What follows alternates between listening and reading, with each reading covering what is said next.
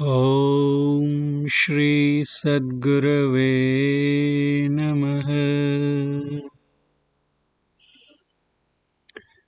सभी श्रोताओं को सादर प्रणाम। जय गुरु। संत महात्माओं के जीवन कथाओं की श्रृंखला में आज हम एक ऐसे गण्यमान्य मूर्धन्य महात्मा के जीवन के बारे में चर्चा करने जा रहे हैं, जिन्हें विश्व पूज्य स्वामी अच्युतानंद जी महाराज के नाम से जानता है। वे हम सबों के परमाराध्य संत सद्गुरु महर्षि में ही परमहंस जी महाराज के मूर्धन्य शिष्यों में से एक थे। तो आइए हम लोग इस आलोक में कि अभी कुछ दिन पूर्व ही 2 फरवरी 1923 को उनकी 96वीं जयंती मनाई गई। उस आलोक में हम उनके जीवन वृत्त पर, उनकी जीवन यात्रा पर संक्षिप्त चर्चा करते हैं। ओम। आज वसुंधरा एक ऐसे दैदीप्यमान दिवाकर का अवतरण दिवस मना रही है, जिनका जीवन आज किसी भी सत्यान्वेषी के लिए अनुकरणीय हो सकता है। गुरु के प्रति अपार एवं अटूट श्रद्धा, अध्यात्म के प्रति संपूर्ण समर्पण, सरल सादा जीवन, मानव मात्र के कल्याण मार्ग को प्रशस्त करने हेतु अपना जीवनोत्सर्ग, ये मानव चरित्र की कुछ ऐसी अद्भुत एवं उदात्त विशिष्टताएं हैं जो व्यक्ति को अनुकरणीय, आदरणीय और पूज्य बना देती हैं। संपादक बाबा के नाम से लोकप्रिय एक ऐसी ही महाविभूति आज से ठीक 95 वर्ष पूर्व इस धरा पर अवतीर्ण हुई थी, जिन्हें विश्व स्वामी अच्युतानंद जी महाराज के नाम से जानता है। बिहार प्रांत के पूर्णिया जिले के पावन ग्राम कुसहा निवासी पूज्या श्रीमती हाहो देवी और आदरणीय श्री झक्सू सिंह जी के यहाँ 2 फरवरी 1928 ईस्वी को एक अनमोल लाल ने माँ वसुधा के हृदय को आह्लादित करने वाला मनोहारी नवजात क्रंदन किया था।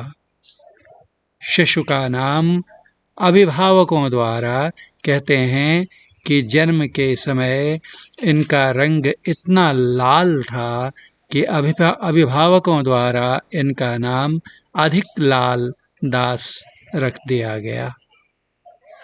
किसे पता था कि यह बालक बड़ा होकर एक दिन इतना प्रतिभाशाली होगा कि इसे गत सदी के महानतम संतों में शुमार परमाराध्य महर्षि में ही परमहंस जी महाराज स्वयं मासिक आध्यात्मिक पत्रिका शांति संदेश, जिसकी स्थापना स्वयं उन्होंने अपने कर कमलों द्वारा की थी, के संपादन का गरिमा मंडित उत्तरदायित्व सौंपेंगे। उन्होंने शांति संदेश पत्रिका के संपादक के गुरुतर कार्य का वहन गुरु महाराज के महाप्रयाण के 7 वर्ष उपरांत 1993 ईस्वी तक पूरी निष्ठा से किया। बालपन से ही इनमें एक मुमुक्षु के स्वाभाविक लक्षण विद्यमान थे।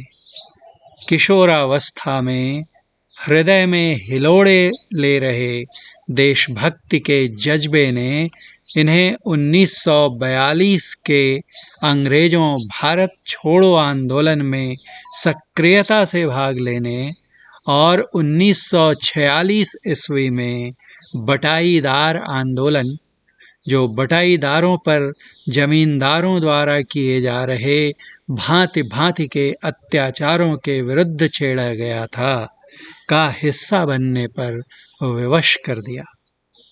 बटाईदार आंदोलन के सिलसिले में इन्हें कारागार भी पहुंचना पड़ा, पर वहां भी लोगों को इनमें प्राणी मात्र के प्रति करुणा के सहज भाव स्पष्टतः परिलक्षित हुए। जब इन्होंने निरपराध निस्सहाय प्राणियों की स्वस्वाद तुष्टि हेतु हिंसा का दबंग लोगों के सामने भी सशक्त एवं निर्भीक प्रतिकार किया, जिन श्री कमलनाथ झा जी के आह्वान पर ये अपने साथियों के साथ बटाईदार आंदोलन में हिस्सा लेते हुए जेल पहुंच गए थे, उनसे भी मांसाहार को लेकर इनका वाद विवाद हो गया। इन्होंने उनसे अत्यंत मार्मिक प्रश्न पूछे, आप बटाईदार व्यवस्था का विरोध क्यों कर रहे हैं? इसीलिए ना, क्योंकि असहाय बटाईदारों के साथ अत्याचार किया जा रहा है। कमलनाथ जी का उत्तर था, जी हाँ, बिल्कुल। पूज्य बाबा ने कहा, और ये जो आपने पठवा बकरी के बच्चे को कटवा दिया, यह उस पर अत्याचार नहीं हुआ? जिह्वा के लालच में जिस प्रकार आपने इस अत्याचार को होने दिया, उसी प्रकार यदि जमींदार आपको रुपयों का प्रलोभन दे दे तो आप बटाईदारों पर भी जुल्म होने देंगे? इतने सटीक उत्तर के सामने श्री कमलनाथ जी निर्वाक निरुत्तर हो गए। 1947 न सिर्फ हमारे राष्ट्र के राजनीतिक स्वातंत्र्य का, अपितु इनके निजी आध्यात्मिक मुक्ति पथ पर पदार्पण का भी वर्ष सिद्ध हुआ। निकट के ही निकट, अर्थात उतना भी निकट नहीं, करीब 34 किलोमीटर 30 किलोमीटर से अधिक दूर एक गांव कोशकीपुर में परमाराध्य महर्षि में ही परमहंस जी महाराज के शुभागमन के संवाद ने इन्हें असहज बेचैन कर दिया और एक अज्ञात आंतरिक प्रेरणा से आकर्षित हो ये उनके सानिध्य में जा पहुँचे। पैदल चलते हुए 30 किलोमीटर से अधिक की यात्रा करते हुए और उनसे दीक्षा देने का सविनय आग्रह किया, पर दीक्षा मिलनी इतनी सरल न थी। गुरु महाराज ने इन्हें पहले संतमत के सिद्धांत और परिभाषा को समझकर और याद कर और सत्संग योग के चतुर्थ भाग को पढ़ने के उपरांत 11 दिन बाद पुनः आने को कहा। इसके पूर्व धरहरा में जब ये प्रथम बार गुरु महाराज के दर्शन करने गए थे, तो सत्संग के पश्चात गुरु महाराज ने इनका नाम पता पूछा और प्रश्न किया था, तुम मांसाहार भी करते हो? इन्होंने उत्तर दिया, जी नहीं, मैंने पिछले 8 वर्षों से मांसाहार का सर्वथा परित्याग कर दिया है। इस पर गुरु महाराज ने कहा, तब तो तुम्हें दीक्षा ले लेनी चाहिए। उस दिन ये एक मित्र के साथ गए थे, अतः सत्संग के बाद गांव वापस आ गए। ये वापस आए और तनिक भी हतोत्साहित हुए बिना 11 दिनों के बाद, ये बीच में हमने पुरानी चर्चा की, और अब जो ये 11 दिनों की का जिक्र आ रहा है, ये तब की बात है जब ये कोशकीपुर में गुरु महाराज से दीक्षा लेने गए और गुरु महाराज ने इन्हें यह कहकर वापस कर दिया कि पहले सत्संग योग का चौथा भाग अच्छे से पढ़कर समझकर आओ। ये वापस आए और तनिक भी हतोत्साहित हुए बिना 11 दिनों के बाद, यद्यपि ये स्वयं स्वीकारते हैं कि संतमत के गूढ़ सिद्धांतों को अभी भी स्पष्टतः नहीं समझ पाए थे, वापस उनकी सेवा में कोशकीपुर में पुनः सभय भय के साथ उपस्थित हुए। पर इस बार गुरु महाराज ने इनकी उत्कट मुमुक्षा से प्रसन्न हो बिना कुछ पूछे इन्हें दीक्षा प्रदान करने की कृपा की और मात्र 13 वर्षों के अंदर इन्हें नाद साधना का रहस्य भी एक दिन 1960 ईस्वी में अपने कक्ष में खड़े खड़े ही बतला दिया। इनका शिक्षा और शिक्षण के प्रति भी गहरा प्रेम था। पढ़ना और किताबें इन्हें बहुत भाती थी। इसी लगाव के कारण एक बार अपने एक मित्र के पास एक अत्यंत लुभावनी पुस्तक देखी और उसे चुरा लेने का अपराध भी किया। कुछ ही दिनों में इनकी चोरी पकड़ी गई और ये दंडित भी हुए। कालांतर में इन्होंने एक खाजगी विद्यालय, निजी विद्यालय में अध्यापन का कार्य स्वीकार किया। इनकी लगन देखकर ग्रामवासियों ने पाठशाला में और कमरे बनवा दिए। इनके एक परिचित शिक्षा अधिकारी ने इनकी कर्तव्य निष्ठा देखकर इनसे कहा कि इस विद्यालय को सरकारी स्वीकृति तो नहीं मिल सकती, किंतु तुम चाहो तो मैं तुम्हारी नियुक्ति एक सरकारी स्कूल में करवा सकता हूँ। पर इन्होंने उस निमंत्रण को यह कहकर ठुकरा दिया कि ऐसा करना तो ग्रामवासियों के साथ, जिन्होंने इतनी श्रद्धा और विश्वास के साथ स्कूल में अतिरिक्त कमरे निर्मित करवा कर दिए, विश्वासघात करना होगा। कुछ समय बाद ऐसा संयोग हुआ कि उधर से एक शिक्षा निरीक्षक गुजर रहे थे। इनके अनुरोध पर वे इनकी पाठशाला आए और वहाँ की साफ सफाई देखकर, वहाँ के अहाते में साग सब्जियाँ लगी देख उन्होंने एक खीरा मंगवा कर खाया और बड़े खुश हुए। इनके नेतृत्व में स्कूल की सुगढ़ व्यवस्था देखकर वे इतने प्रसन्न हुए कि उन्होंने स्कूल को वहीं तत्काल मान्यता प्रदान कर दी।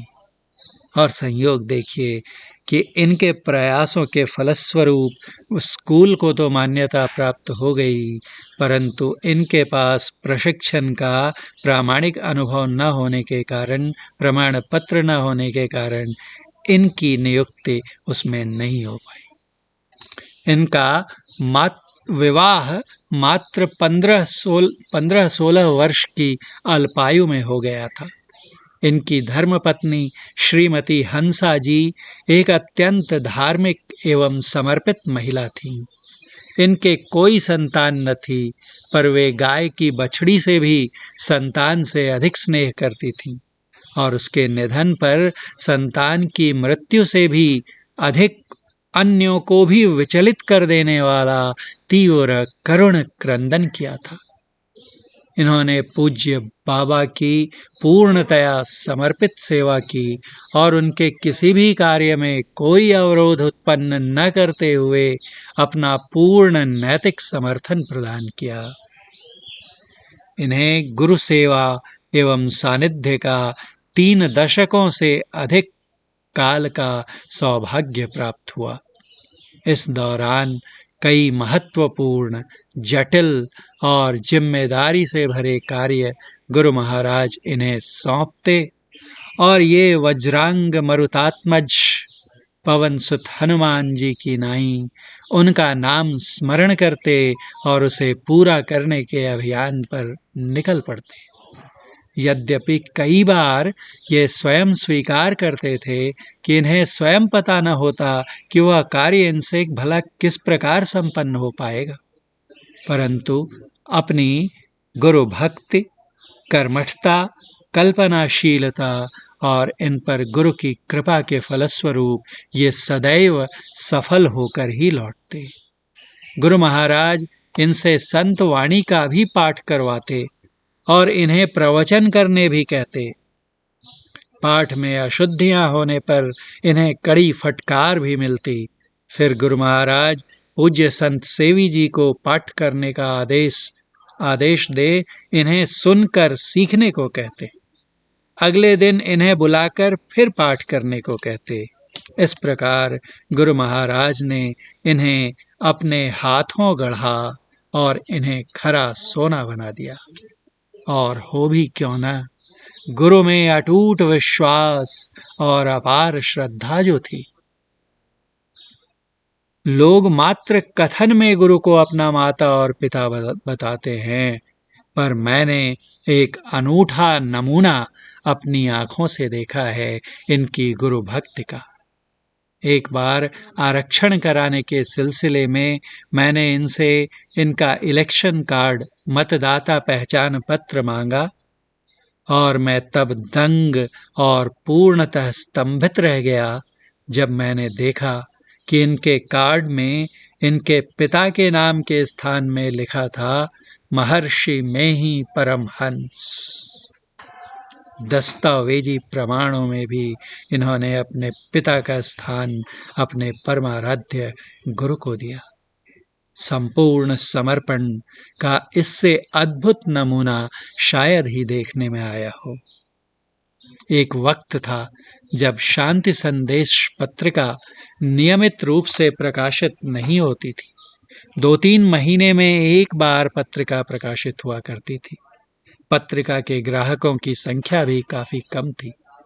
इन्होंने इस कठिन चुनौती को स्वीकार करते हुए पत्रिका का संपादन व प्रकाशन अपने हाथों लिया। तब से पत्रिका प्रति माह प्रकाशित होने लगी। इनके ईमानदार प्रयास से ग्राहकों की संख्या में अभूतपूर्व एवं अप्रत्याशित वृद्धि होने लगी। देखते देखते इतना लाभ होने लगा कि गुरु महाराज के आदेश से आश्रम परिसर में ही शांति संदेश का अपना कार्यालय और मुद्रण प्रेस स्थापित हो गया, जिससे पत्रिका के अतिरिक्त गुरु महाराज द्वारा रचित पुस्तकें तथा संत साहित्य भी प्रकाशित होने लगा। यह सब देख गुरु महाराज आपसे अत्यंत प्रसन्न रहा करते थे, परंतु मुद्रण का, कार्यालय का फलता फूलता कारोबार देखकर कुछ लोगों को लोभ हुआ और इन्हें नापसंद करने वालों ने एक बार षड्यंत्र के तहत इन्हें शांति संदेश के पद से हट जाने को कहा। ये निर्लोभी थे, सहर्ष तैयार हो गए। तुरंत इन्होंने लेखा जोखा तैयार कर कार्यभार सौंपने की तैयारी कर दी।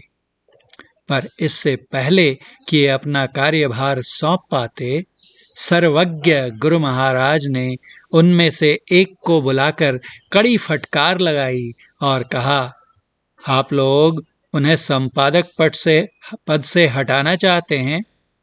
अरे, जब तक इस ठट्ठर में प्राण शेष हैं, अस्थिपंजर में प्राण शेष हैं, कभी नहीं, कोइयो नहीं कर पाइएगा।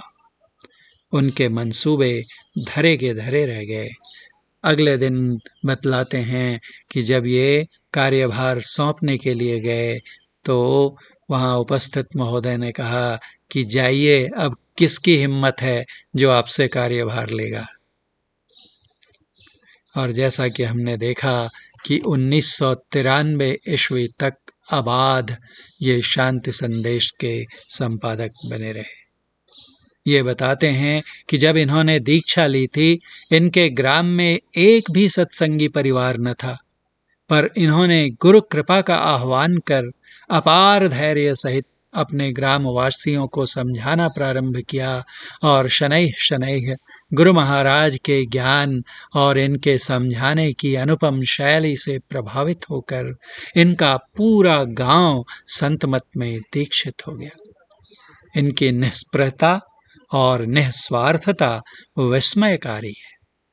आज जब लगभग समस्त मानवता, जिससे साधु समाज का एक बड़ा वर्ग भी अछूता नहीं रह गया है, चल अचल संपत्ति के उपार्जन के पीछे लगी हुई है, वहीं इन्होंने अपनी निजी निवास भूमि भी दान कर दी और उस पर सत्संग भवन का निर्माण करवा दिया।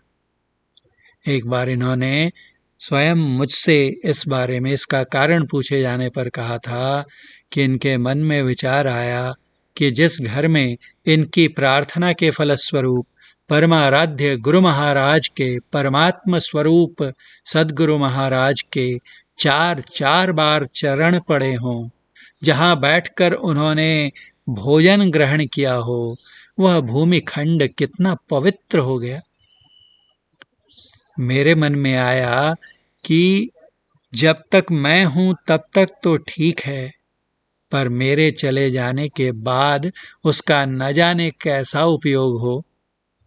अतः उस संभावना को ही समाप्त करते हुए मैंने इसे आश्रम में परिवर्तित कर देना ही श्रेयस्कर समझा। आज उस आश्रम से समस्त ग्रामवासी तथा क्षेत्र के अन्य सत्संगी भी लाभान्वित होते हैं। उक्त सत्संग आश्रम में एक कक्ष बनवाने में पूज्य शाही स्वामी जी महाराज ने उदारता पूर्वक आर्थिक सहयोग दिया था। अतः उस कक्ष का नाम इन्होंने पूज्य महर्षि शाही स्वामी जी के नाम पर ही रख दिया।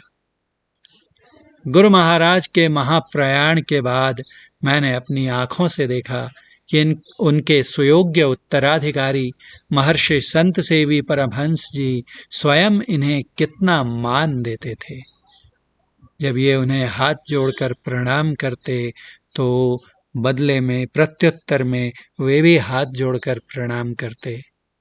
साप्ताहिक सत्संग चल रहा होता, उस अवसर पर जब सत्संग प्रशाल में महर्षि संत सेवी जी का आगमन होता और उस समय इनका प्रवचन चल रहा होता और माइक महर्षि संत सेवी जी के समक्ष लाया जाने लगता, तो वे अपना प्रवचन शुरू करने के पहले इनसे कहते, पुराइए, अर्थात पूरा कीजिए, और इनके आगे माइक पुनः रखने का निर्देश देते।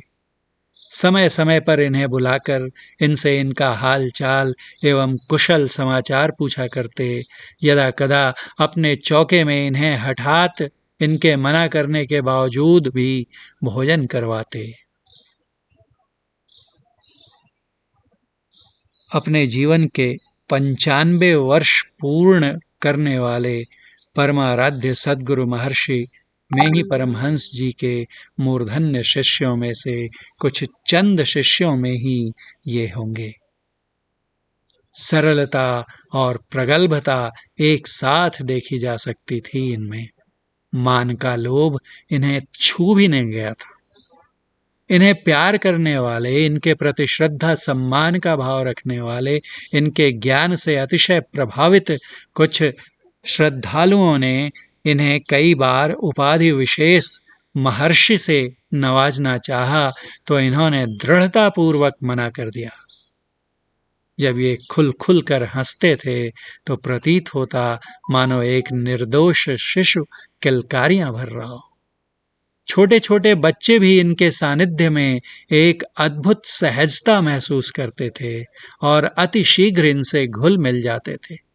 स्निग्धता ऐसी कि इनके सामीप्य में आकर ही एक अनकही आश्वस्तता का अनुभव होता। अपनी अत्यंत परिपक्व आयु हो जाने पर भी इनमें अध्ययन और लेखन के प्रति अद्भुत लगाव और उत्साह था।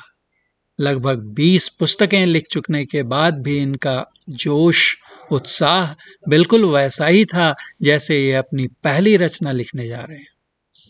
इनकी एक पुस्तक विंदुनाद ध्यान का मराठी और आंग्ल भाषा में भी अनुवाद हो चुका है। एक अन्य पुस्तक नवधा भक्ति का मराठी अनुवाद भी शीघ्र ही प्रकाशित होने को तैयार है। अभी हाल में ही कुछ वर्षों पूर्व ही इन्होंने अपने गुरु महाराज की जीवनी महर्षि में ही चरितामृत लिखी थी। और कितनी अच्छी बात है, अत्यादरणीय डॉक्टर सत्यदेव साह जी द्वारा जब गुरु महाराज की जीवनी लिखी गई तो गुरु महाराज उस समय सशरीर विद्यमान थे और उनके जीवन वृत्त का एक हिस्सा रह गया था जिसके बारे में कुछ नहीं लिखा गया था। इनकी ये पुस्तक न मात्र एक प्रामाणिक दस्तावेज है अपितु उस अभाव की पूर्ति भी करती है। इन्हें कोटिशः धन्यवाद। गुरु महाराज के महत्वपूर्ण उपदेशों को इन्होंने महर्षि में ही गीता के रूप में संकलित किया। परमाराध्य गुरु महाराज के सुयोग्य शिष्य एवं उत्तराधिकारी महर्षि संत सेवी परमहंस के जीवन के उल्लेखनीय पहलुओं को एकत्रित कर उनकी संक्षिप्त जीवनी भी इन्होंने लेखनीबद्ध की, जिसका शीर्षक महर्षि संत सेवी जीवन चरित है। इनकी प्रथम पुस्तक संतमते की बातें संतमत के सार सिद्धांतों एवं शिक्षाओं का अद्भुत संकलन है। संतों की अति सुंदर सूक्तियों को एकत्रित कर संकलित कर इन्होंने सूक्ति सुधा सागर नामक पुस्तक लिखी। गुरु और गुरु दीक्षा के महत्व को रेखांकित करते हुए बंदों गुरुपद कंज नामक एक विलक्षण पुस्तक की इन्होंने रचना की। नवधा भक्ति नामनी पुस्तिका में इन्होंने संतमत साधना की पद्धति का उल्लेखनीय वर्णन किया है। सत्संग भजनावली नामनी पुस्तिका में इनके द्वारा 45 संतों के लगभग 340 पदों का संग्रह संकलन किया गया है, जिनमें से 4 इनके स्वरचित भजन भी सम्मिलित हैं। इनके जीवन के कुछ अंतिम वर्षों में इनके कानों ने काम करना बंद कर दिया था, पर इस सब से बिल्कुल बेखबर इन्होंने अपने शरीर को अर्पित कर दिया था उस महायज्ञ की वेदी में, उस उदात्त उद्देश्य की पूर्ति हेतु जो संतों का स्वाभाविक गुण होता है। संत सहाहि दुख परहित लागी और पर उपकार वचन मन काया। ये शरीर यदि लोकोपकार में काम आ सके तो इससे श्रेष्ठतर उपयोग इसका और क्या हो सकता है। सड़ना और झड़ना तो इसने यूं भी है। हम सबों का अपार और अप्रतिम सौभाग्य है कि ऐसे महामानव के दर्शन स्पर्शन उपदेशन हमें सरलता से समुपलब्ध हुए। अभी 2-3 महीनों के पहले की ही बात है, ये देखिए उसके कुछ दिनों पूर्व का ही ये चित्र है, 3 दिसंबर का, कि ये स्नान गृह में गए और स्टूल पर बैठते समय संतुलन बिगड़ा, फिसल गए, जिसके कारण इनकी बाईं जांघ के ऊपर की हड्डी में एक फ्रैक्चर आ गया। इन्होंने उसकी परवाह नहीं की और उसी तरह चलते रहे, जिसके चलते टूटी हुई हड्डी अपने जगह से खिसक गई। जब डॉक्टर्स को दिखाया गया तो हीमोग्लोबिन कम और पोटेशियम अधिक होने के कारण इन्हें 3 दिन पूर्व आश्रम के निकट ही एक चिकित्सालय में दाखिल कराया गया। इनकी जांच करने वाले अस्थि रोग चिकित्सक ने बताया कि ये तो अद्भुत तपस्वी हैं। 95 वर्ष की वय में इनकी अस्थियां हड्डियां 45 वर्ष के व्यक्ति के समतुल्य हैं। इनके सभी परीक्षण के परिणाम संतोषजनक आने के कारण डॉक्टर्स ने कहा था कि अब सब ठीक है, रविवार को इनके फ्रैक्चर का ऑपरेशन किया जाएगा। पर संभवतः इन्होंने सोचा कि अब इस जीर्ण वृद्ध शरीर में कहाँ चीड़ फाड़ कराई जाए।